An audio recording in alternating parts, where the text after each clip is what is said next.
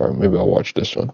Back in 2022, PNB Rock was beginning to get his career on track. After settling in LA with his baby mama, the rapper was looking to bring himself back to the level of prominence he was at back at the height of his fame. Unfortunately, it seems as if the combination of his name recognition and the wealth he openly displayed eventually became a recipe for disaster that ultimately set the stage for his tragic fate on the floor of a Roscoe's Chicken and Waffles in Los Angeles. But while the reports initially claimed that the people who took his life were simply trying to rob him after discovering his whereabouts, new evidence and details have emerged that show there's much more to the story than what we previously thought. My name is Luesta, and these are the last 24 hours of PNB Rock.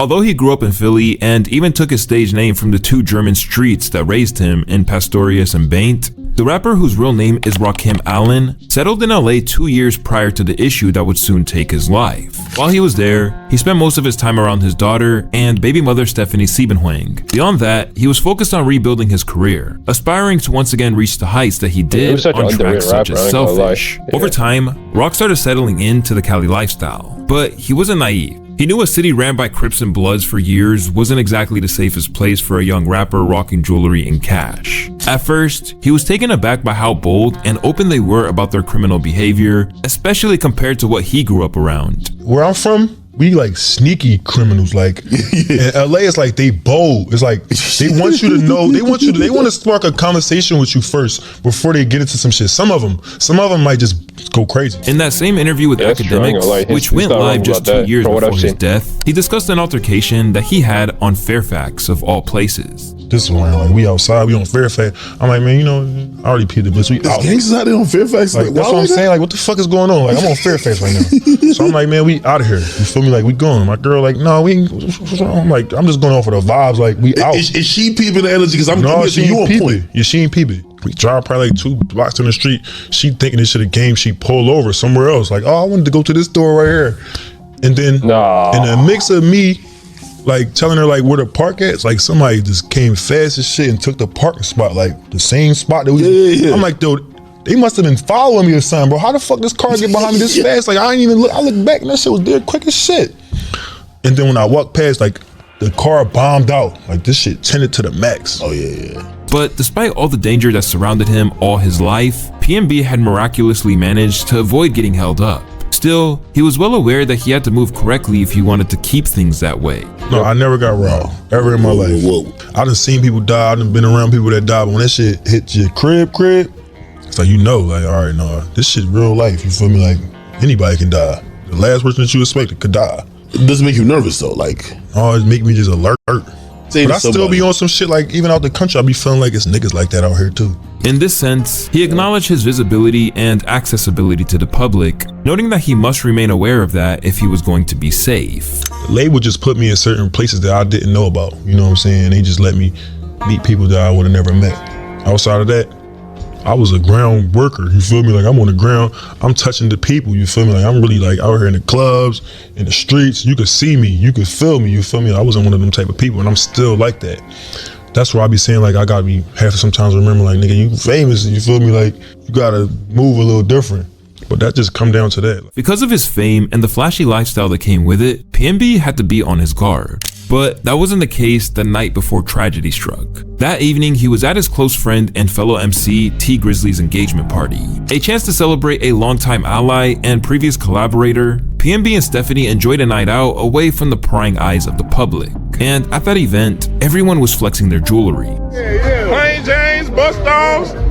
He's been, at least 60 and up, everybody in this bitch. Now, what should have been a night for joy for everyone involved is now overshadowed by sadness. Because for T Grizzly and everyone in attendance, it would be the last time they would ever see PNB again. Talk about losing PNB Rock, who's somebody who you were close with. Man, that was fucked up, bro. That was hard. Feel like you lost a genuine friend. Feel like I lost a genuine friend in this shit. And genuine friends in this business is hard to come by. Yep. You know, so that was tough for sure. Yeah, because I feel like you were with him the day before, maybe? At the engagement party, yeah. Still, it's clear that Rock's last night with his friends was a highly enjoyable time. Shortly after Rock's passing, Grizzly revealed in another interview that PNB was lit that night. Long live PNB Rock, man. Yeah, for sure. What was y'all last conversation? Our last conversation, he was telling me like, man, I'm happy ain't nobody see me sneak off and throw up. I was just kicking it. Yeah, like he was at the engagement party like super drunk, and he don't drink like that, like he a lightweight. You know what I'm saying? So bro, like he probably was like 8 shots in, went to the bathroom, threw it all up, and he was just telling me, you like, man, I had so much fun though, like I ain't got no hangover. You know what I'm saying? The next day, PNB and his girlfriend headed out to run some errands, but he faithfully did so while wearing a lot of his jewels. When he was initially moving to LA, his lawyer warned him that he should keep himself looking pretty incognito. Avoid sharing a specific location until you've left, and never post your current location. When you have jewelry, you are a target. This wasn't just the advice of an attorney, but the sort of wisdom he could get directly from the streets. After his passing, Ice-T shared a similar sentiment on Twitter, reflecting on how dangerous it can be to move carelessly in his city. If you notice, LA rappers don't wear a lot of jewelry. Me, Snoop, Cube, Game, Kendrick, the list goes on. It's not cause we're broke. LA is just a dangerous place, rapper or not. And speaking of the Game, he seemed to know exactly how precarious a rapper's life was out in the city. Because years before PNB's life would be cut tragically short, he outlined a situation that was very, very similar to what happened to him on a 2007 track entitled Murda, where he spit, "When you eat at Roscoe's, watch out for the chain snatchers. Take it off slow, or you might get killed. If the Grape Street Crips don't catch you, the Rolling 60s will." Still, for whatever reason, Rock didn't really get the memo, and others had tried to intervene in the past. According to Wack 100, he had previously looked out for him when Rock was moving recklessly in New Mexico. I know PNB was just with us in New Mexico at Albuquerque at a show. You know what the he did to me? He walks in our dressing room, all this jewelry, where your security? He told me God got me. You know what I did? Took my security guard named Pet Bull off of Blueface and put him on him. You know why? PNB would have got robbed and rushed over there. Who they was gonna blame? Who you think they would have blamed? You. That's a fact. Even when Wack took this preventative step, PNB still believed that he had the world on his side. You can't run around like this. Now, if PNB would have been in that Roscoe's with none of that jewelry, they probably would have asked him to take a picture. If he would have gave it up, he'd still be here. So you're saying that the PNB Rock didn't want to give up his jewelry? Definitely did. He was hesitating. You in the jungle of Los Angeles County. They ain't playing. Them got a 35-second window. Either you gonna give it to them willingly, or they gonna take it their best way they can. But in September of 2022, his luck unfortunately ran out, and the news brought hip-hop to a standstill. There's a rapper named PNB Rock, and he had a lot of devoted fans. One of them spoke to us here at Roscoe's Chicken and Waffle this morning, and he says he is heartbroken. He was unique. He had a specific, his tone of voice was just, something you never heard before. And he talked about like the struggle. It was 1:16 p.m. on September 12th when the assailant emerged through the doors of Roscoe's. After a brief commotion where Rock tried to retrieve his gun from his jeans, PNB was killed right in front of his girlfriend. All the while, the restaurant's unarmed security guard fled the scene, leaving Rock to fend for himself. In the scuffle, he was shot in the chest and back, and when cops arrived 10 minutes later, they tried their best to revive him, but sadly, he passed away. In the immediate aftermath, hip-hop was shocked and horrified. Meanwhile, the cops began to piece together a motive, and it all came back to the haul of jewelry he had on him. 2 watches, several chains, rings on his fingers, and these are not just costume jewelry, chains that, do gain attention. After he told Wack that he had it covered, this was the same rhetoric that he gave his girlfriend Stephanie. This time, however, it all came crashing down. And by the time they waited 40 minutes to get their food, everything had already started to unravel. Understandably, Stephanie would have been traumatized by what she saw, and as the news of the crime spread, the initial narrative didn't help. Because rather than blame the people who are responsible, a lot of the chatter around the killing seemed to center on her IG post, which showed that they were at Roscoe's. Even the cops didn't help, with Los Angeles Police Chief Michael Moore declaring that he was telling his family with his girlfriend or some kind of friend of his, and as they were there, he was brutally attacked by an individual who apparently came to the location after a social media posting. Then, rappers weighed in too, with many of them suggesting that the blame was on her head. Specifically, Kodak Black took it to the extreme, claiming that hoe might as well off herself. Yeah, that's Nicki Minaj lame. added to this perception that Stephanie was to blame, telling her millions of barbs that after Pop Smoke, there's no way we as rappers or our loved ones are still posting locations to our whereabouts. To show Waffles and some fried chicken, he was such a pleasure to work with. Condolences to his mom and family. This makes me feel so sick. Jesus. Hashtag PNB Rock. But it wasn't exactly unanimous. With rappers such as Nicki's rival, Cardi B, coming to Stephanie's aid, I highly doubt they were looking at PNB's baby mom's IG. He was in a bad location and people stay outside plotting. It's very irresponsible and inconsiderate to blame her for something so tragic. We should be sending her nothing but love. This opinion was echoed by his lawyer, who said that, I believe he was probably followed. It doesn't make sense to me that the murderers were stalking her social media posts, Florio said. What his girlfriend did was very innocent. I don't even know about his fault her for girlfriend that. personally. Over time, people would wonder exactly what went down and if Stephanie truly had an inadvertent role in it. And slowly but surely, the truth about what really went down would come to light. And everybody can stop blaming PNB Rock's girlfriend, because apparently these people were already at the restaurant's parking lot when PNB arrived. These motherfuckers were hungry and broke. Okay, now they see PNB Rock pull up in that nice S-Class, got the diamonds all dancing, water dripping off his neck. They see the girlfriend also got a bunch of jewelry. They broke as ever. Now here's the thing, man. The father, pure coward. Okay, his name is Freddie Lee Trone. He's actually on the run. He allowed his son to get caught. His son was a shooter. So remember when I told y'all he was a shooter? He wasn't a shooter. His son, his 17-year-old son, was the shooter, and the guy trying to rob a PNB Rock. He was the guy in the car waiting to try to be the getaway driver. As the dust settled on the crime, authorities revealed that Freddie Lee Trone, 40, and his 17-year-old son were each charged with 1 count of murder, 2 counts of second-degree robbery, and 1 count of conspiracy to commit robbery. In addition, Trone's wife, Chantel, had also been arrested and charged with 1 count of being an accessory. In the wake of the event, District Attorney George Gaskin said PNB's killing had dimmed a bright light in the lives of his fans, friends, and most importantly, his family. The accused individuals' alleged actions in this case were heartless and cruel and robbed the world of Mr. Allen's talent.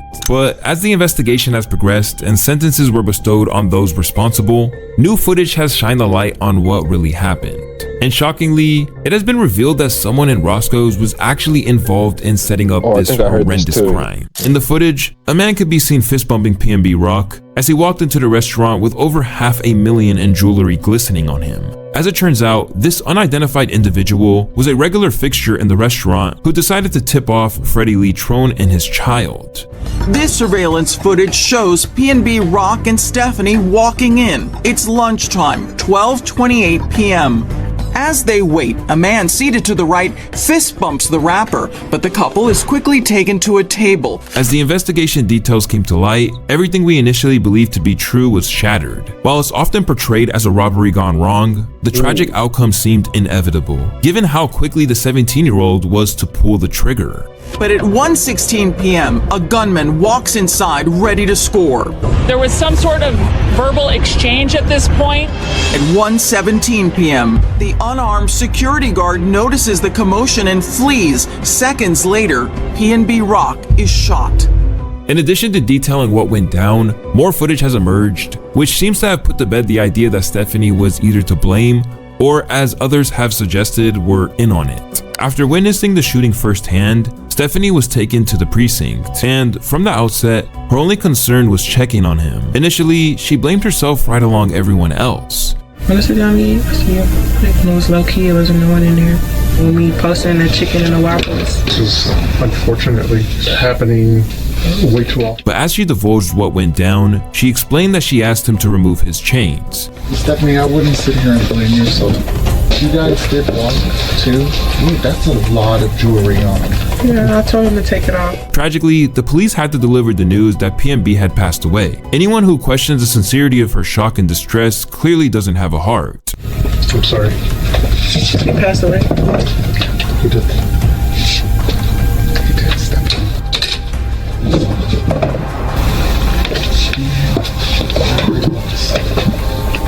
Are you serious? Yes. Okay. I'm very sorry. Do you have people out here that's going to be by your side? Yeah, it's just sad as hell. I ain't gonna lie. No matter what happens from here with her life, Stephanie has to carry that loss with her. However, it's become increasingly clear that it has nothing to do with her, and that 40-minute wait for food completely vindicates her. Because what they didn't realize as they sat there waiting for their meal was that the killers were already lurking nearby, ready to strike. In that photograph was only the food. There wasn't an arm or jewelry or any type of wearable items, nothing valuable on the post. That could not have given enough time to orchestrate a plan. This is where Tremont Jones comes into the picture. After he fist bumped him, he began making calls and alerted Freddie Trone Jr. too, who was in the store, and what he had on him.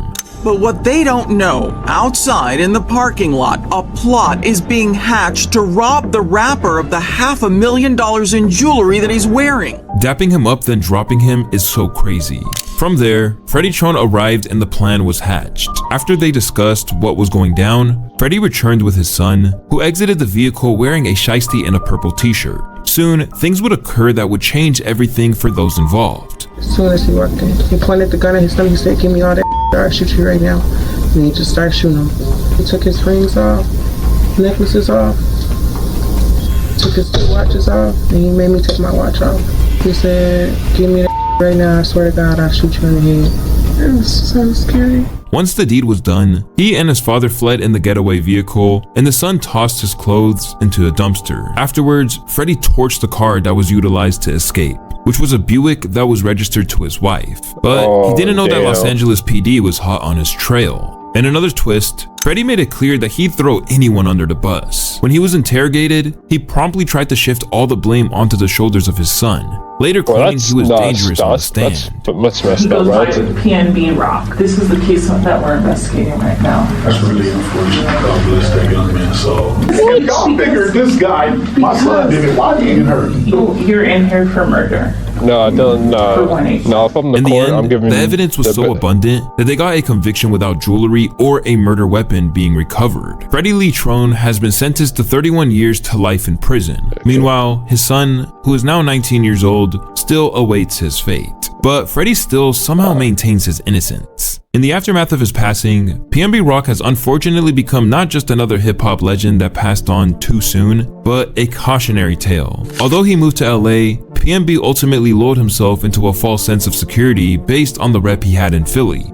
This story comes down to this. PNB Rock, who probably was moving around LA in not a celebrity capacity, he was moving around like a regular guy, but it wasn't a regular guy that was broke. He was a guy who, number one, came from Philly. And that is also like sometimes that's a Trojan horse sometimes, where you come from a place where you're like, yo, I really was in the trenches of Philly. I know how real niggas give it up. So when you go out somewhere else, you're not thinking, oh, I'm a rich rapper that is now seen as sheep, that's now seen as food. I'm a real street nigga. Niggas going, shit, I used to be them. I used to rob niggas. I used to whatever. You know, a wolf gonna respect a wolf.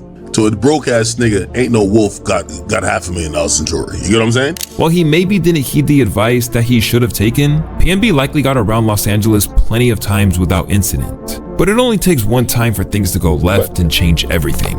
There's a part of this that everybody likes to act like, oh, I would never be in that situation. But part of living life is these unexpected, just random events that could turn violent, right? Or could turn deadly. True. And that's what that was. You have a nigga who's a loiterer. I don't even think that guy was probably a hater. That guy was probably just broke. Among the most tragic aspects of PNB's passing was that after a few years of economic downturn, he was finally on the right path. After being signed to Atlantic, he finally escaped a deal that he had been trying to evade for a long time in order to go independent. For years, he fought to get out of it and regretted ever signing with them. Wish somebody would have sat and told me to not take the deal. I don't make money off my music, I got paper still. At Atlantic Records, I wanna buy out this BS ass deal y'all got me in. Y'all been making millions off me for years, haven't gave me 1 mil yet. Eventually, he gained his independence when he realized that the figures weren't adding up. Why are you independent? Pretty much because I wasn't making money like off of my music like that. You know what I'm saying? Like with the deal that I had, it was just like a beginner's deal, you know what I'm saying? And when we was trying to renegotiate for that shit, it was like I was on my last 2 albums. It was like we was at a stalemate. We just really just came to the agreement, like, man, we don't just want want each to other. like a bigger advance because I'm pretty sure It wasn't no, like, me personally, like, I didn't know even about, I was getting a little money. I ain't gonna say they wasn't giving me no money, but it wasn't like the money that I was generating, you know what I'm saying? So I ain't think, the way they was kicking it to me, I felt like I was like not doing enough, you know what I'm saying? Like I felt like I needed to go harder. But when I started looking at the numbers and all of that shit and the money that you can generate off of these type of numbers, I'm like, hold up. From there, he got on his independent grind, dropping music through Empire, and thankfully, he owned his masters, ensuring that long after he passed on, his family will be able to reap the rewards of his incredible talent. Although PNB's passing still stings for everyone involved, it has left a legacy of increased awareness of how rappers should conduct themselves on social media and when they're moving through territory they're not necessarily familiar with. In the aftermath, rappers like Kodak Black have clamped down on people recording him, citing PNB as an example of why it's best to keep a low profile. Hey. No, check that. No. Check that, man. Don't record me, bro. Get off live. Man, you record me. I just saw you put the shit you on live, but you just put the phone to my car, homie. Come on, homie. You tripping. You don't see that shit that happened in PNB? You don't see what that shit that just happened in PNB Rock, homie? Nah, God forbid, but you know, ain't no shit, bitch. I'm saying, but at the same time, like, bitch, God forbid some crazy shit, then what? No plan. Come on, man. I'm tripping. Despite the fact that he was just flexing the fruits of his labor, OGs understand that it isn't always interpreted that way. In the eyes of Akon, he would have never put himself in a situation like that, as it could be interpreted as a way to provoke those around. Like, for example, would you pull up in your $150,000 car in South Central and grab some chicken and waffles? Absolutely not. Why would I do that? Yeah. Like, I'm not gonna, glorify my success with people that's still struggling. Yeah. It just doesn't make sense. I think it's a certain level of how you communicate with people, and sometimes the communication can get distorted because it almost feel like it's this nana attitude, I made it and you didn't. You know what I mean? Like, most people may not take it that way, but I always calculate what if they do. You know, some people are more fortunate than others. Some been in the game long enough to work hard enough to get to where they are, but for the people that don't know your story, they just naturally assume that you feel comfortable enough to come in my hood and celebrate your success in my face. 50 Cent also echoed the sentiment after what went down in LA, telling everyone that they need to be mindful of the mentalities out there. A lot of times you watch the young boys because they'll go, yo, you ever don't wear your jewelry? And they'll go, nah, I wear mine everywhere I go. Like there's not another version of them. Right. Like there's not another guy that's just not special. He's exactly like you. He just don't have a song. When you feel like you're gonna get busy if you touch it, he feeling like I'm gonna get busy to get. Yeah, I think that's it. I ain't gonna lie, but I will say though, I don't know why. What's it called? They went to a random location, like they went to the one in the hood. Because I think if I'm not mistaken, there's one like uptown LA, there's one like west. So I mean, that's the only thing that I will say. That's a little, sketchy kind of. But other than that, I wouldn't. Yeah, like everything else is fine. In the video, everything that I agree with. So yeah, all right, but.